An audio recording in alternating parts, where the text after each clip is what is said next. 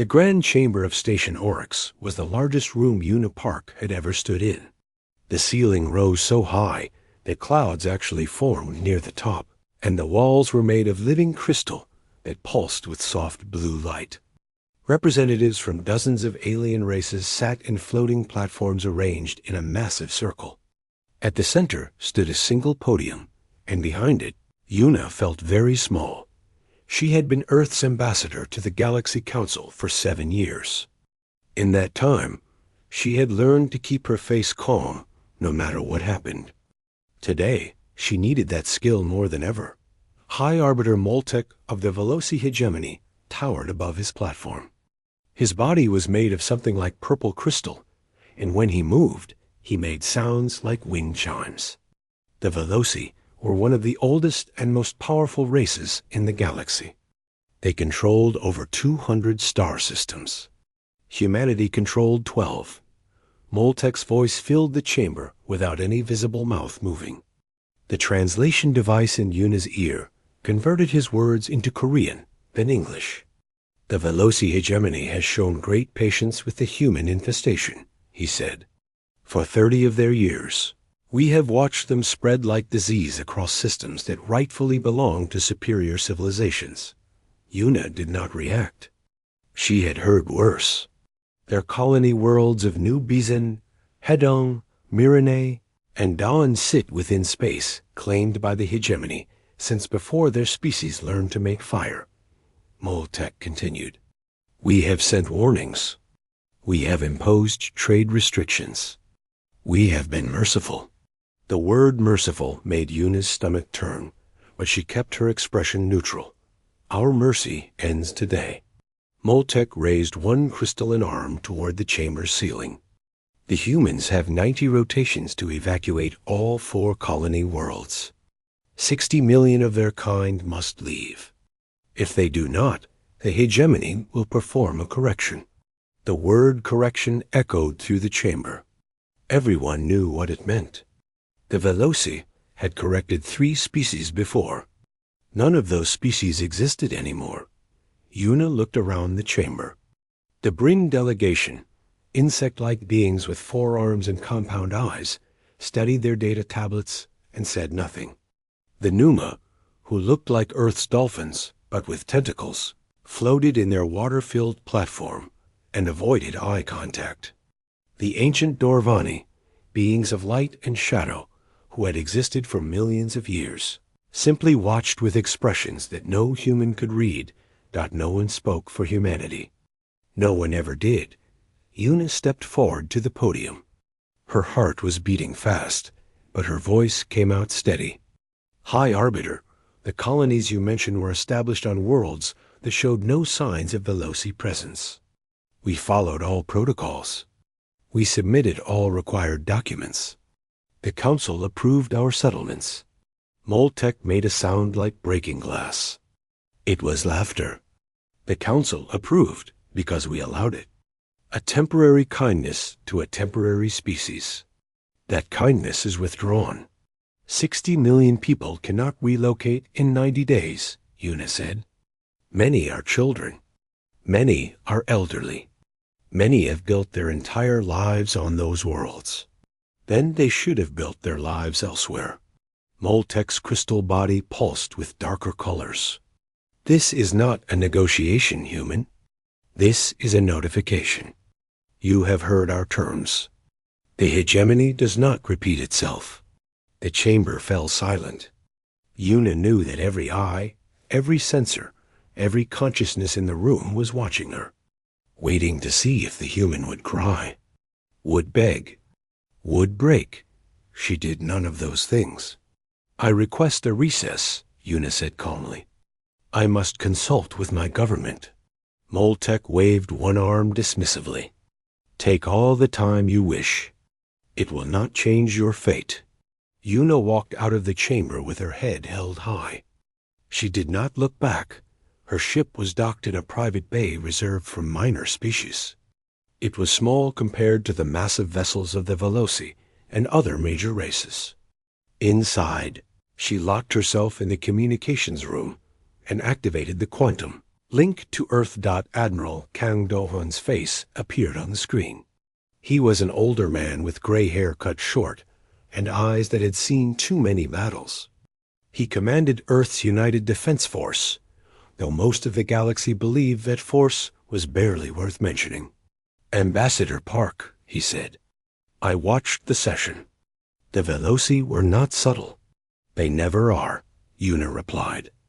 90 days, 4 worlds, 60 million people, and the Council? Silent, as always. Admiral Kang nodded slowly. He did not seem surprised. He did not seem worried. This bothered Una slightly, because she felt very worried. "Admiral, what do we do?" she asked. "We cannot evacuate that many people in that time.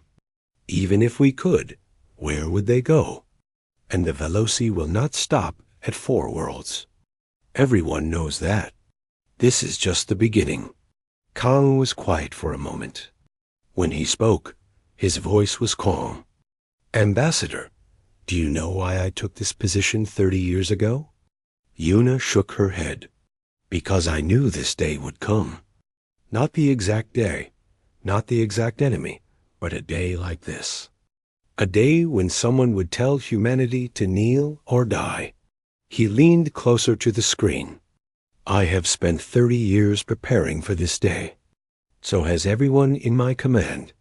So have scientists, engineers, pilots, and soldiers that the galaxy has never heard of." Una felt something cold run down her spine. "What are you saying?" "I am saying that the Veloci have given us 90 days. Admiral Kang almost smiled, but it was not a happy expression. It was the smile of someone who had been waiting a very long time for something. "We only need one. Admiral, our fleet is small.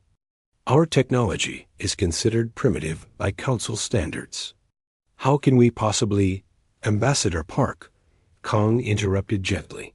"What the Council considers our fleet and our technology is exactly what we wanted them to consider. Nothing more." Una stared at him. She had served Earth for decades. She thought she knew her own civilization. Now she realized she might not know it at all. "Return to the chamber," Kang said. "Tell the Veloci that humanity will respond to their ultimatum within 30 days. Do not argue. Do not negotiate. Do not show fear or anger. Just deliver the message and wait." "Wait for what?" Admiral Kang's eyes were hard as stone. "For the galaxy to learn what happens when you threaten the people of Earth." The screen went dark. Una sat alone in the small communications room, her mind racing with questions she could not answer. Then she stood up, straightened her clothes, and walked back to the grand chamber to deliver humanity's message. Deep in the cold darkness beyond Neptune, where the sun looked like just another star, something massive waited in silence. Lieutenant Commander Jiho Beek stood on the bridge of the battleship, resolved, and looked out at the fleet he commanded. Officially, this fleet did not exist.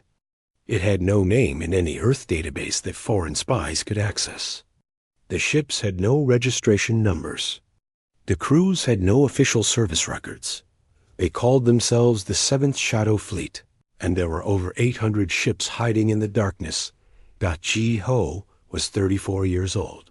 He had joined the military at 18, passed tests that most people did not know existed, and learned secrets that would terrify the Galaxy Council. For 16 years, he had trained for a war that everyone hoped would never come. Now it was coming. "Commander." Captain Sorahan walked up beside him. She was his second in command, a woman with sharp eyes and a calm voice that never wavered. "All ships report ready. Crew morale is high. They have been waiting for this." Jiho nodded. "So have I, so has everyone." The Resolve was the largest ship in the fleet. It was 2 kilometers long, covered in black armor that absorbed sensor signals and carried weapons that the galaxy had never seen. Every other council race believed that human ships were slow, weak, and poorly armed. They believed this because humanity had spent 50 years making them believe it. The real ships were different. SOR handed him a datapad. Intelligence update from our people in Veloci space. Their correction fleet is assembling near the Korath Nebula. Over 2,000 ships. They plan to arrive at New Bizin exactly on the 90th day. Predictable, Jiho said. The Veloci always follow their schedules. That is their weakness. Sora almost smiled. They cannot imagine anyone doing something unexpected. Below them, in the engineering section of the Resolve, Dr. Minho Yoon was running final tests on humanity's greatest secret. He was a thin man with glasses and messy hair, and he had not slept in 3 days. The machine in front of him was the size of a small building, covered in cables and blinking lights. "How does it look?" asked Hana Lim, his chief engineer. She was younger than him, with her hair tied back and grease stains on her uniform from working on the equipment. "Beautiful," Minho said. "Terrifying." Both at the same time. The machine was called Project Veil. It bent space in ways that the galaxy's physics said was impossible. When activated, it could hide an entire fleet from every known sensor technology. Ships would become invisible, undetectable, and able to move anywhere without being seen. The Veloci had sensors that could detect a ship across half a galaxy. Project Veil made those sensors useless. "Final calibration complete," Hana said, checking her instruments. "We can deploy on your order." Minho nodded slowly. 50 years. We spent 50 years building this moment. And the Council has no idea. That was the truth at the heart of everything. For 5 decades, humanity had lied to the entire galaxy. They had built small, weak ships for everyone to see. They had struggled in trade negotiations. They had accepted insults and unfair treaties. They had acted exactly like a young, helpless species should act. And behind that mask, they had built an empire of shadows. Hidden shipyards inside hollowed-out asteroids. Research stations buried under dead moons. Training facilities on planets that officially had no life. An entire military infrastructure that existed in the gaps between what the galaxy could see. Every human diplomat who smiled through an insult knew the secret. Every scientist who pretended their work was primitive knew the secret. Every soldier who trained in hidden bases knew the secret. One day, a mask would come off. One day, humanity would stop pretending. That day was almost here. In a secure conference room on Earth, Admiral Kang met with the leaders of the hidden fleet. Their faces appeared on screens around him, commanders and captains and admirals that no alien had ever heard of. "The Veloci fleet will arrive at New Bizin in 89 days, Kang said. "They expect to find terrified colonists and a handful of outdated defense ships. They expect an easy victory that will send a message to the rest of the galaxy." He paused. "They will find none of those things." "What about the colonists?" asked one commander. 60 million people is a lot to evacuate quietly. "The evacuation began 3 weeks ago," Kang replied. "Before the ultimatum was even delivered. We knew it was coming. Our intelligence networks are better than the Veloci imagine. By the time their fleet arrives, New Bizin will be empty." "And then?" Kang's expression was hard. "And then the 7th Shadow Fleet will be waiting for them? Not defending, attacking. We will hit them before they can even understand what is happening. The Council will call it aggression," another commander said. "Unprovoked attack. Let them." Kang's voice was cold. "The Veloci threatened to kill 60 million of our people. They used the word correction. They meant genocide. If the Council thinks defending ourselves is aggression, then the Council is our enemy too." The room was silent for a moment. "Admiral," Jiho's face appeared on one screen. "My crews are ready.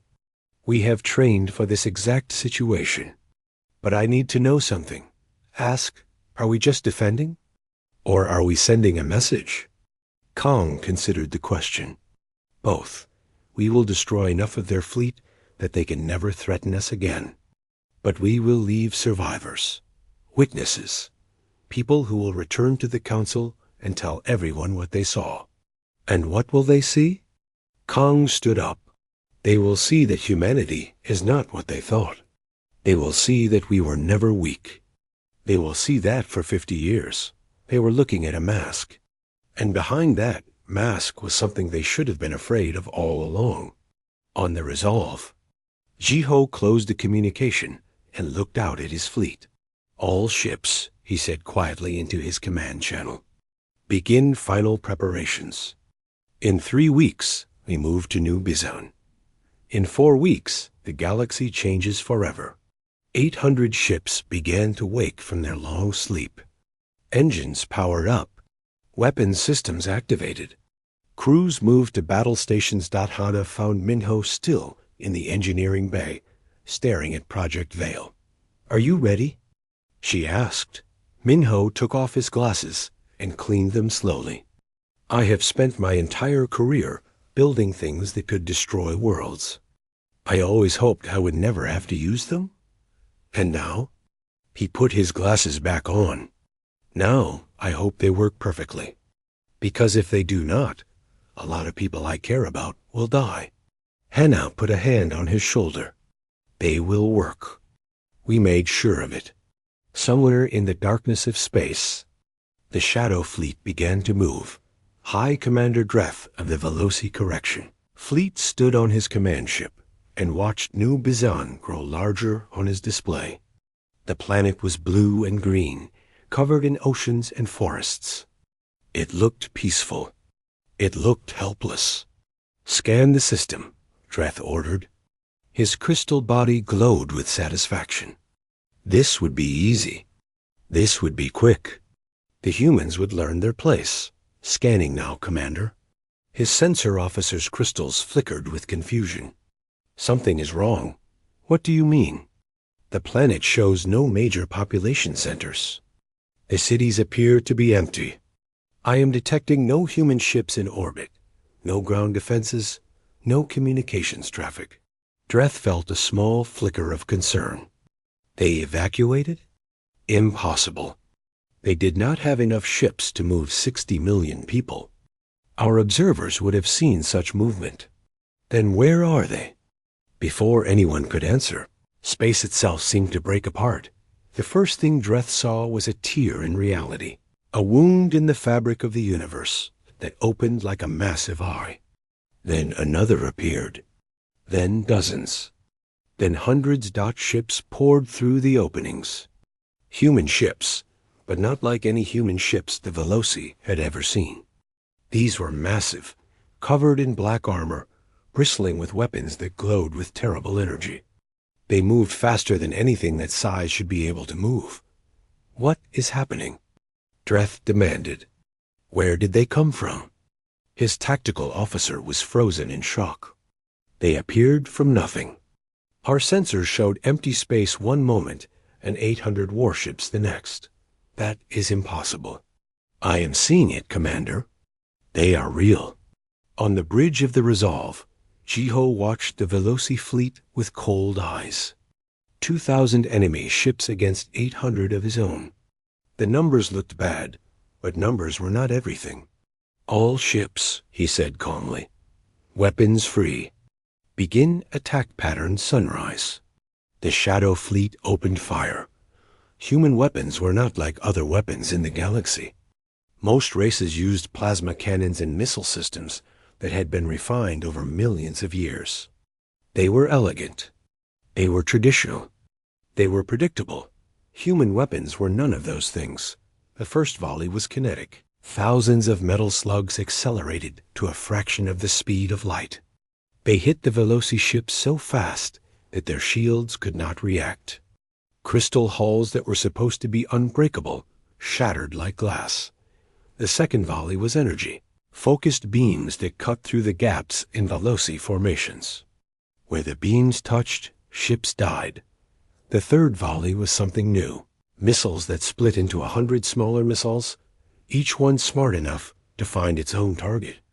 The Veloci tried to shoot them down, but there were too many, moving too fast. In the first 10 minutes, 300 Veloci ships were destroyed. Dreth watched his fleet die around him and could not understand what he was seeing. How? He whispered. They were supposed to be primitive. They were supposed to be weak. His communications officer spoke with a shaking voice. Commander, we are receiving a transmission from the human flagship. Put it through. Jiho's face appeared on the screen. He looked calm, almost bored. Hi, Commander Dreth. I am Lieutenant Commander Jiho Beek of the Earth United Defense Force. You came to correct humanity. I suggest you reconsider. Dreth's crystal body pulsed with rage. You cannot win. We have more ships. You had more ships, Jiho corrected. You now have fewer. In an hour, you will have none. The Council will destroy you for this. The Council watched you threaten to kill 60 million innocent people and said nothing. The Council's opinion no longer concerns us. Jiho leaned forward slightly. You have one chance, Commander. Retreat now. Take your surviving ships and leave human space forever. If you do this, you will live. If you do not, you will join your dead. Dreth cut the transmission. All ships attack. Destroy them. The Veloci fleet surged forward. They still had numbers. They still had pride. They still believed they could win. They were wrong. The human ships moved like nothing Dreth had ever seen. They did not fight in formations like proper warships. They fought like wolves, darting in and out of the Veloci lines, hitting weak points, disappearing before the enemy could respond. The resolve led the attack. Jiho stood at the center of his bridge, giving orders in a calm voice while chaos exploded on the display around him. Target their command ships first, he said. Cut off the head, and the body will fall. Sora coordinated the fleet from her station. Enemy formation is breaking apart. They are trying to reorganize, but our electronic warfare systems are disrupting their communications. Good. Press the attack. On the engineering deck, Minho watched his instruments with intense focus. Project Veil was working perfectly, hiding portions of the fleet until the moment they struck. The Veloci never knew where the next attack would come from. Energy reserves holding, Hana reported. All systems green. Keep it that way. Minho allowed himself a small smile. We are winning. The battle lasted 6 hours.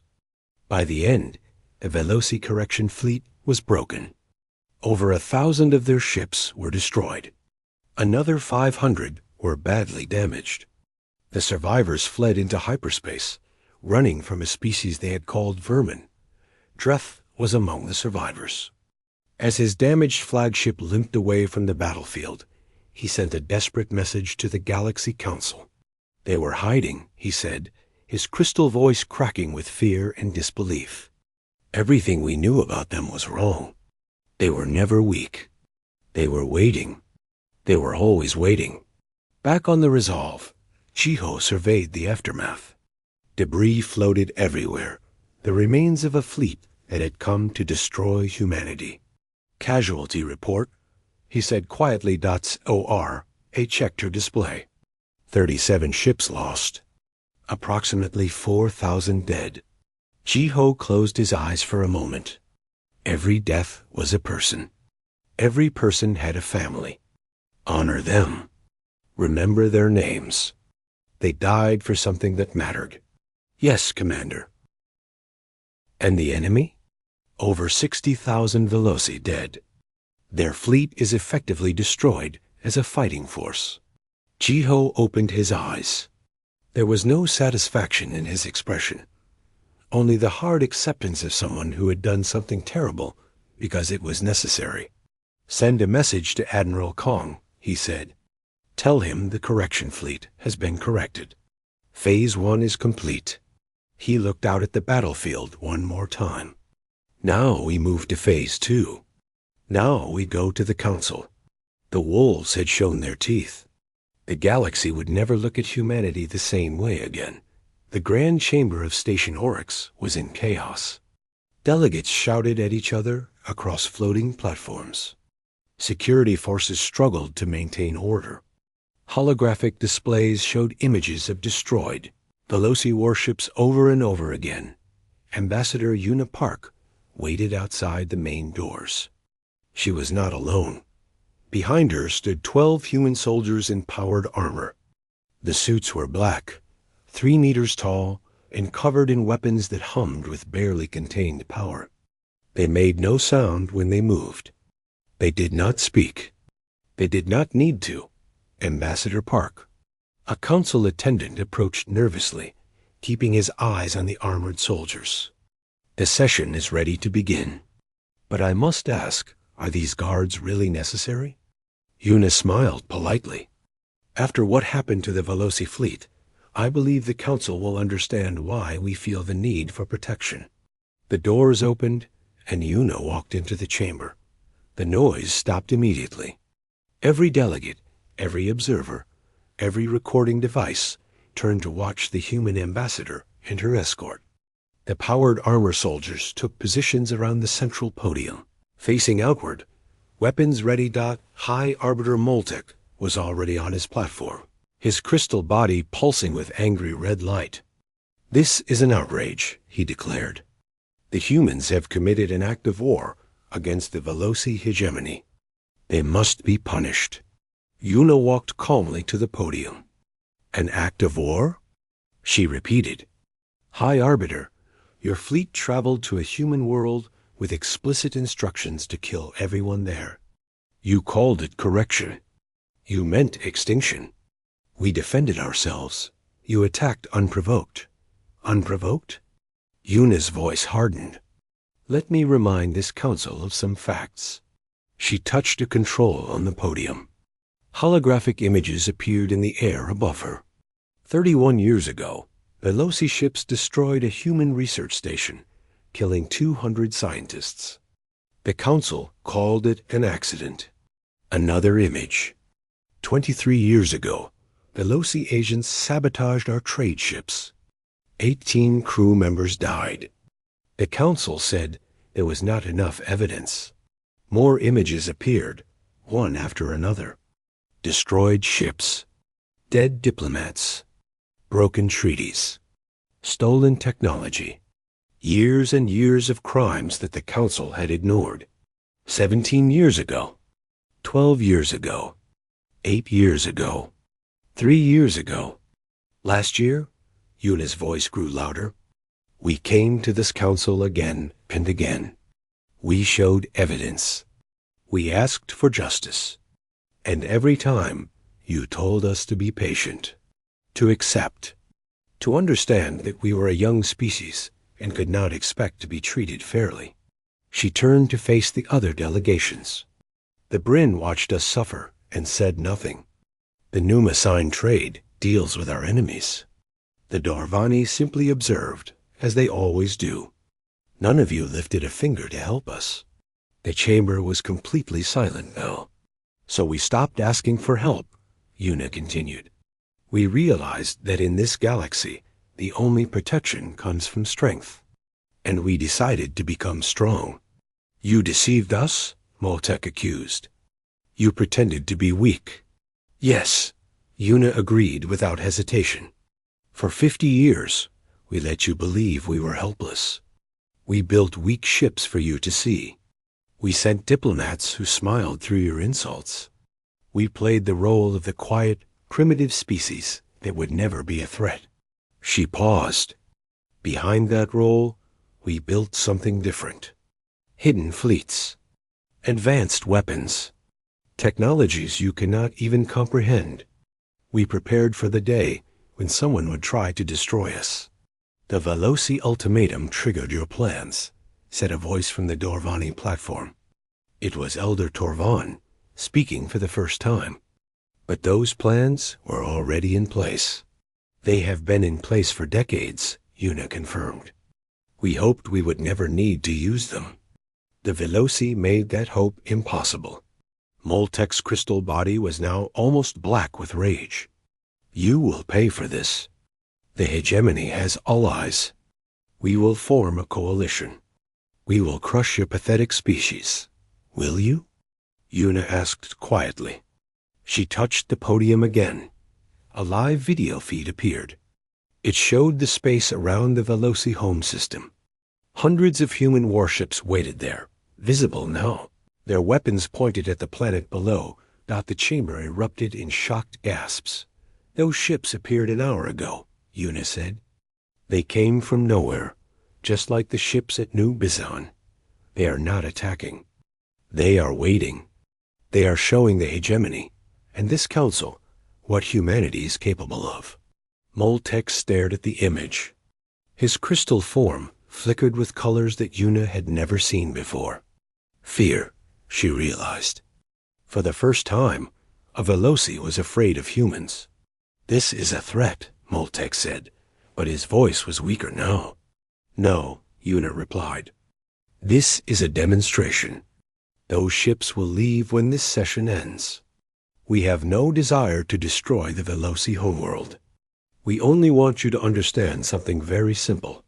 She stepped closer to the center of the chamber and looked up at the gathered delegates. Humanity is not your enemy unless you make us your enemy. We did not start this conflict. The Veloci started it 30 years ago when they decided that humans were inferior creatures who could be killed without consequence. We tried diplomacy. We tried patience. We tried every peaceful option available to us. Her voice rose. Those options failed. So now we are trying something different. We are showing you our true strength. Not to threaten you, but to make one thing absolutely clear. She pointed at Moltek. You threatened to murder 60 million of my people. You used words like correction and infestation. You treated us like insects to be stepped on. Her hand dropped. We are not insects. We are not prey. We are not a weak species that will accept abuse because we are afraid of the consequences. Yuna stood straight and tall, her voice filling the massive chamber. We are human beings. We came from a small blue planet where we learned to survive ice ages, plagues, wars, and disasters that should have destroyed us. We are stubborn. We are patient. And when we are pushed too far, we push back. She looked around the chamber one more time. The Veloci learned this lesson today. I hope no one else needs to learn it the same way. The silence stretched for a long moment. Then, slowly, Elder Torvan rose from the Dorvani platform. Ambassador Park, the ancient being said, you have given this council much to consider. I suggest we take a recess to discuss humanity's new position in galactic affairs. Yuna nodded. We will wait. We are very good at waiting. She turned and walked out of the chamber, her armored guards following in perfect formation. Behind her, the Galaxy Council began to argue about what to do with the species that had just changed everything. 3 months after the battle at New Bizon, the galaxy looked very different. The Veloci hegemony had collapsed. Without their fleet, they could not hold their empire together. Factions fought each other for control. Worlds that had been conquered generations ago demanded freedom. The species that had called humanity an infestation was now struggling to survive. Their seat on the Galaxy Council stood empty. No one knew if it would ever be filled again. Admiral Kang Dawn arrived at Station Oryx on a ship that no longer tried to look weak. The vessel was beautiful and deadly, a perfect example of what humanity could build when they stopped hiding. He walked through corridors where aliens moved aside to let him pass, not because of fear, but because of respect. Captain Sorahan walked beside him. The council has agreed to all our terms, she said, reading from a datapad. Full recognition of all human territories. Permanent seat on the council. Trade rights equal to any other major species. And the Veloci? They requested asylum negotiations. Their remaining leaders want protection from the factions fighting at home. Sora allowed herself a small smile. 3 months ago, they were going to destroy us. Now they are begging us for help. Kong did not smile. War is easy. What comes after is hard. We need to show the galaxy that humanity can be more than just warriors. Dr. Min-Ho Yoon waited for them at a research facility on the station. He looked healthier than he had during the war, though his hair was still messy, and his glasses still sat crooked on his face. Hannah Lim stood next to him, holding a small metal case. "Admiral," Min-Ho said, "everything is ready." "Are you sure about this?" "I am sure." The metal case contained data chips. Each chip held complete information about human medical technology, techniques for extending life, curing diseases, and healing injuries that other species considered impossible. Humanity had developed these technologies in secret over decades. They were worth more than any fleet of warships. Giving them away freely would shock the galaxy more than any battle ever could. "Some people think this is a mistake," Min-Ho said carefully. "We worked hard to develop these advances. Other species did nothing to help us." Kang looked at him. "And if we keep them to ourselves? If we use our knowledge only for our own benefit? What does that make us?" "Human," Hannah said quietly. "Yes, and being human means we can choose who we want to be." Kong took the case. The Veloci chose to be conquerors. They chose to see other species as inferior. Look where that choice led them. He held up the case. We can choose differently. We can show the galaxy that strength does not require cruelty. That power does not require domination. We can offer a hand instead of a fist. Min-Ho was silent for a moment, then nodded slowly. "I hope you are right, Admiral. So do I." The private chamber where Kong met Elder Torvan was small and simple. The Darvani did not care for decoration. They had existed for so long that physical things meant very little to them. Torvan appeared as a shape of soft light and gentle shadows. Their voice was like wind through leaves. "Admiral Kang, thank you for agreeing to speak with me. Elder Torvan, I have wanted to meet one of the Dorvani for a long time. Your species has observed the galaxy for millions of years. We have watched many species rise and fall." Torvan's light flickered gently. "When your first radio signals reached our sensors, we were curious. A new species, loud and chaotic and full of strange ideas. And now? Now we are more than curious. We are uncertain." Kong raised an eyebrow. "Uncertain about what? About what you will become?" Torvan moved closer, their shadows deepening. "We watched your world. We saw your capacity for creation and destruction. We saw you build beautiful things and tear them down. We saw kindness and cruelty existing side by side in ways we have never observed in any other species. That is human nature," Kong said. "We contain contradictions. Yes, and now you have revealed your true power to the galaxy. Your hidden fleets. Your advanced weapons. Technologies that rival species millions of years older than you." Torvan's light pulsed slowly. "The question that concerns us is simple.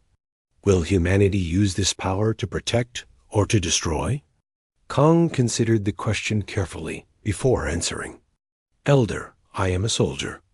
I have spent my life preparing for war.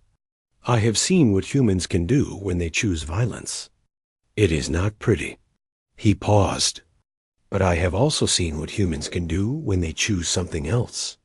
When they choose to help each other. When they choose to build instead of destroy.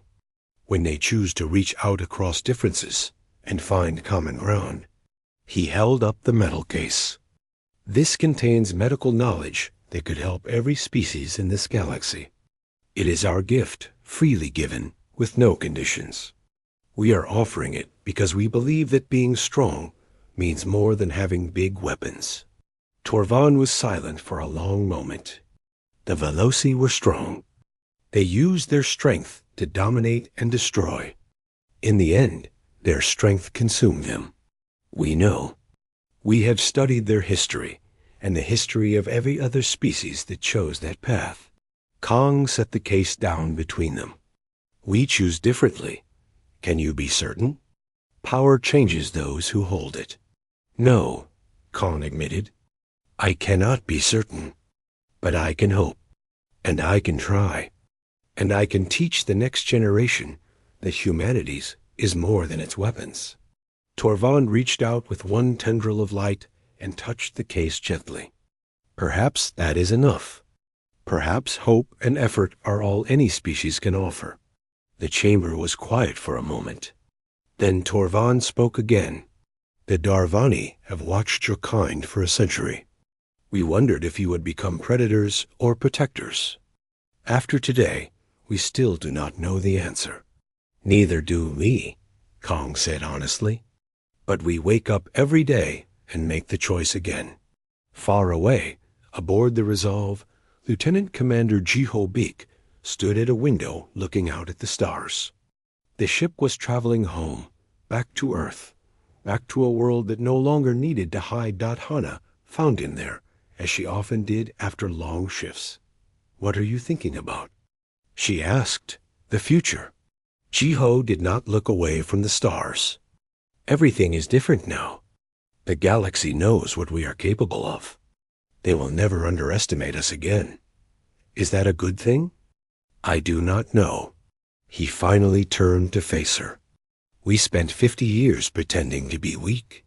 Now we have to learn how to be strong without becoming what we fought against. Hana moved to stand beside him. Do you think we can do it? Jiho thought about Admiral Kang giving away technology that could have made humanity dominant. He thought about Ambassador Yuna offering peace instead of pressing for revenge. He thought about all the humans who had chosen restraint when they could have chosen destruction. Yes, he said quietly. I think we can, because that is what makes us human. Not our strength, not our technology, but our ability to choose something better. Outside the window, the stars shone on, ancient and endless. Somewhere among them, humanity was finding its place. Not as conquerors or victims, but as something new, something that the galaxy had never seen before, something that even humans themselves were still learning to understand.